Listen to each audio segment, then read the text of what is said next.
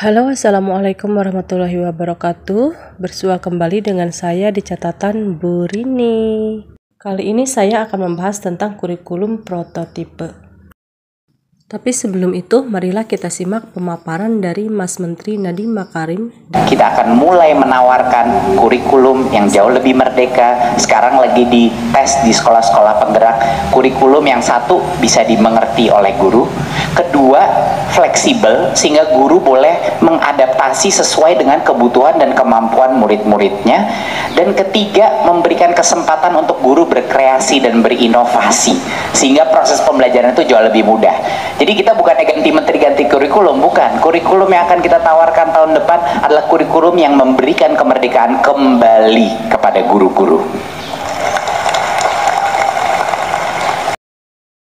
Kurikulum paradigma baru tahun 2022 merupakan kurikulum lanjutan dari kurikulum masa khusus pandemi COVID-19 atau disebut juga kurikulum darurat yang diluncurkan pada Agustus 2020 silam.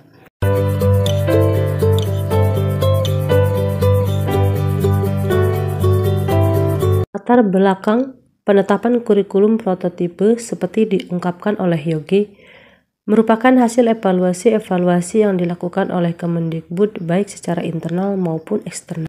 Prototipe salah satu usaha pemulihan pembelajaran atau learning loss akibat pandemi COVID-19. Dalam kurikulum prototipe, pendidikan berbasis standar sedangkan kurikulum berbasis kompetensi.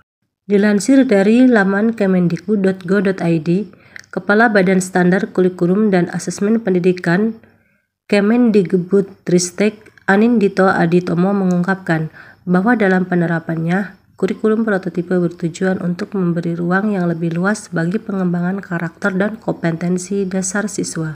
Berikut adalah 3 karakteristik utama dalam kurikulum prototipe. 1. Pengembangan kemampuan non-teknis atau soft skill.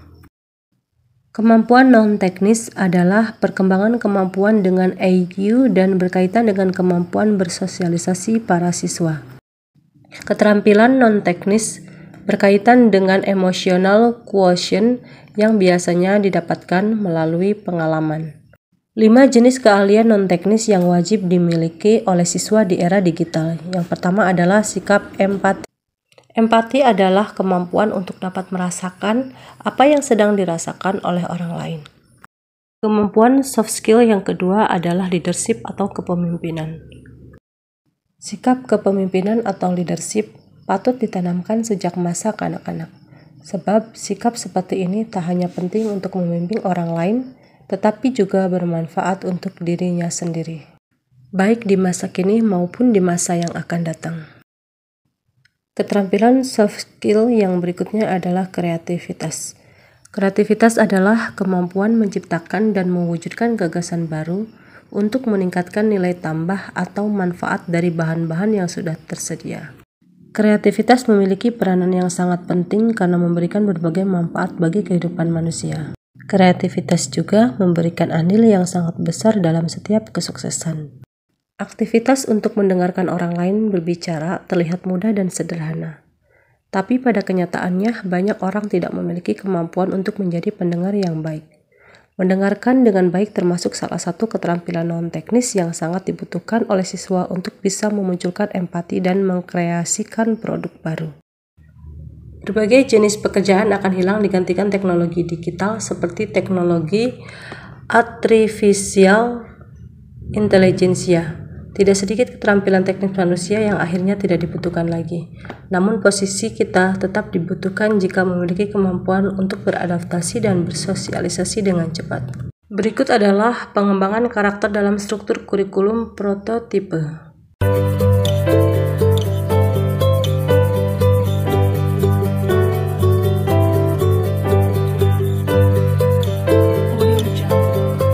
Karakteristik utama yang kedua pada kurikulum prototipe yaitu berfokus pada materi esensial. Kurikulum prototipe berfokus pada materi esensial di tiap mata pelajaran untuk memberi ruang atau waktu bagi pengembangan kompetensi, terutama kompetensi mendasar seperti literasi dan numerasi secara lebih mendalam. Menggali potensi dan minat dengan mengurangi materi yang tidak terlalu penting untuk mengeksplorasi kompetensi peserta didik dengan kegiatan diskusi atau kerja kelompok. Dengan penerapan strategi pembelajaran berbasis proyek atau berbasis penemuan, mungkin juga berbasis masalah. Karakteristik utama yang ketiga adalah memberikan fleksibilitas bagi guru.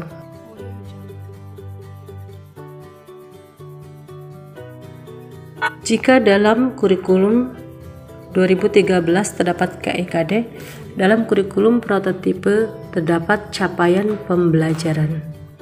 Ranah pengetahuan, keterampilan, dan sikap menjadi satu kesatuan yang berkelanjutan sehingga membangun kompetensi yang utuh yang akhirnya diperoleh oleh siswa sebagai capaian pembelajaran.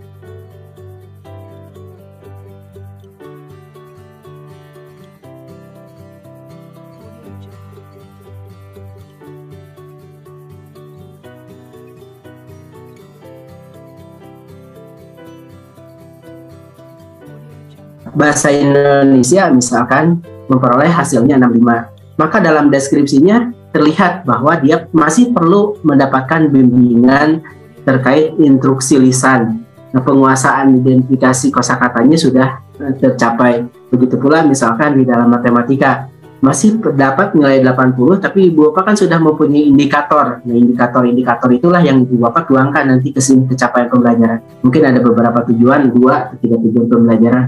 Nah, terkait bilangan nilai tempat, misalkan hasil indikatornya, siswa itu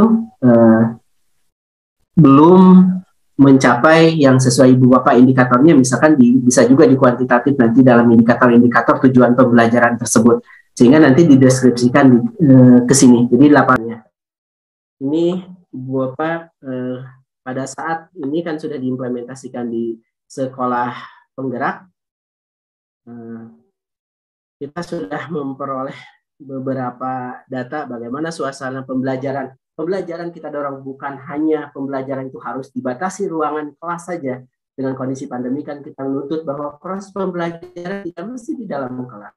Beragam pembelajaran, suasana pembelajaran bisa di dalam kelas, keterbatasan ruangan kelas bisa belajar di luar ruangan kelas. Kita optimalkan. Silahkan Ibu Bapak bagaimana inovasi pembelajaran itu dilakukan. Ini ada yang belajarnya sambil di atas pohon, berada di ruang kelas, termasuk proyek nih, bagaimana proyek memberdayakan atau menguatkan adat tempat adat istiadat itu kita perkuat juga.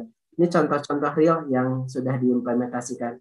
Contoh bagaimana proyek penguatan profil pelajar Pancasila tersebut menguatkan terkait dengan adat siswa-siswa daerah tersebut sehingga siswa akan dekat dengan budayanya.